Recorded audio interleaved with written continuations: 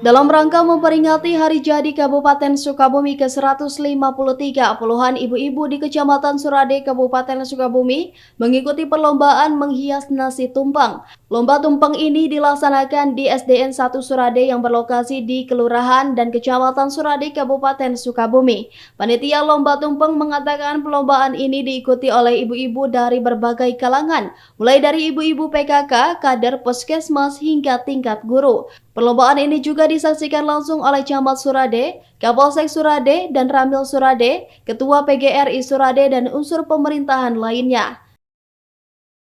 Baik, begini untuk kegiatan lomba kreasi tumpeng ini merupakan peringatan tentang Hari Jadi Kabupaten Sukabumi yang ke-153.